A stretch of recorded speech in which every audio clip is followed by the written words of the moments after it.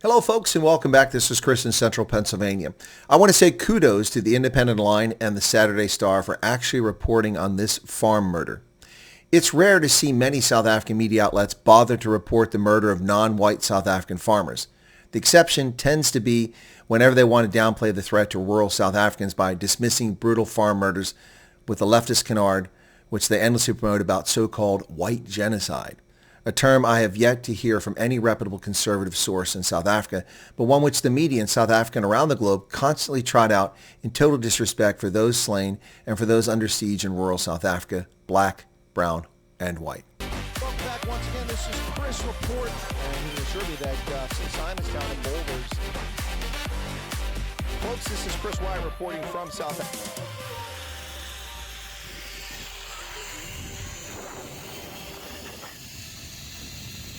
Here we have a black farmer brutally murdered and a community rightly upset, but the story is not on News 24. Had the farmer been white, one can't help but wonder if they would have run the story, and then later claimed folks are crying white genocide. Limpopo farmer slain, 2 arrested over livestock theft as angry community riot. Police in Limpopo have arrested 2 alleged livestock thieves following the disappearance and tragic murder of a local farmer. Police spokesman Lieutenant Colonel Stephen Takeng reported that on the afternoon of February 27, 2025, a 62-year-old farmer, David Netchilapala, went to his kraal at Xkindu village to check on his cattle. Upon arrival, he discovered that 3 of his cattle were missing. We have here a case of yet another elderly farmer targeted and murdered in South Africa, which is not a priority crime for the South African Police Service. 2 days after the incident, 62-year-old David Netchilapala was reported missing at the Sasalami SAP station. Members of the community gathered and started to burn the houses of suspects alleged to be responsible for the missing person. 6 houses were burnt, and 1 person from the community was arrested and charged with arson. Folks, anger is understandable, but vigilantism is not acceptable. Now, the search continued until March 10th when farmers provided crucial information to the investigation team about possible suspects.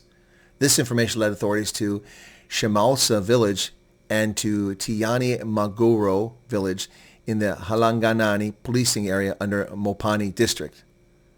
Now that's a mouthful, all of that. Where 2 suspects aged 21 and 31 were identified and arrested in connection with the murder. Suspects.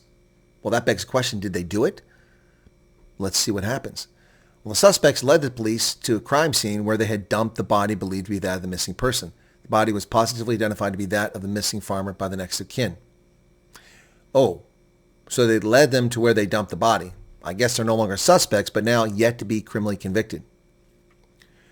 Provincial Commissioner of SAPS in Limpopo, Lieutenant General Monica Tembi Hadebe, once again discouraged residents from taking the law into their own hands. She praised the swift action of SAPS members, which led to the apprehension of the actual suspects involved in the murder and stock theft. Correct. No vigilantism. Now, I've always covered these horrific crimes for what they are. Attacks on the vulnerable, the isolated, either for theft or to chase folks off the land. And always point out that the victims are black, white, and brown. I commend the Independent Line and the Saturday Star for carrying this story and ask why other media outlets have not done so. Folks, rural insecurity is a real issue in South Africa because it is sensationalized, and rightly so in many cases, by the media. Then the media turn on the very people who are the victims and claim that they're the ones claiming a white genocide, which again, I've yet to see any credible conservative sources ever use such a phrase or term. But we hear it endlessly in the media and from politicians who try to downplay the evisceration, the gutting, the rape, the bludgeoning, the shooting, the hanging, the electrocution of rural farmers, many of whom are white, but some of whom are also Indian, colored, and black.